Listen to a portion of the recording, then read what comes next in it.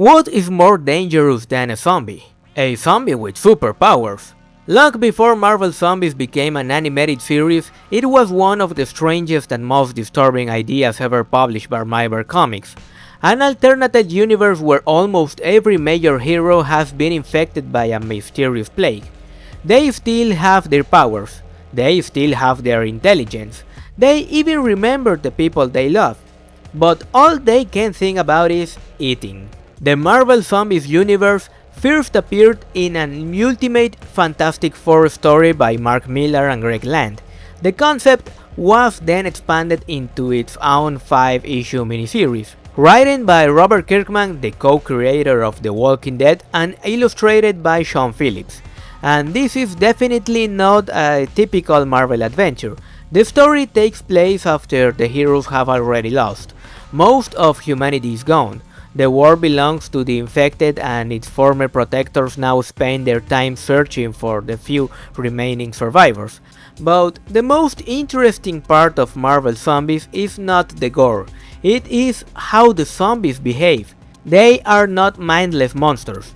They can speak, reason, make plans, and use their abilities.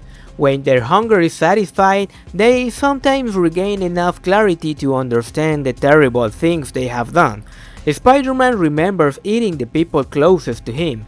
Other heroes recognize that they have become monsters. They feel guilt, shame, and disgust, but as soon as the hunger returns, none of it matters. That makes the infection feel less like a death, and more like an addiction they are completely unable to resist. Kirkman also understands how absurd this entire premise is.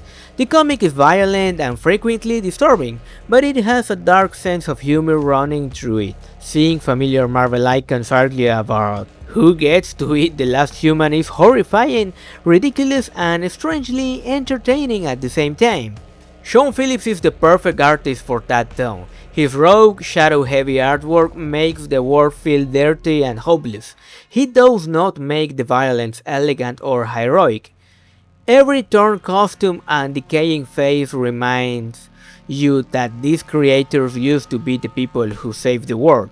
And then there are Arthur Suydam's covers. Suydam recreates iconic Marvel covers with their heroes transformed into rotting corpses. They are grotesque parodies of images fans already recognized, and they become almost as famous as the story itself.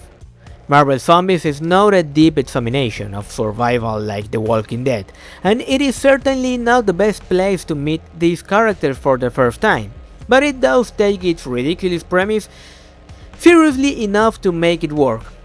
This story about heroes who have lost the one power that truly defines them, the ability to choose what is right, and if you enjoy alternative universe, black comedy, body horror, or simply want to see how far Marvel can push its own characters, the original Marvel Zombies is still worth reading. Just don't expect everyone to make it out in one piece.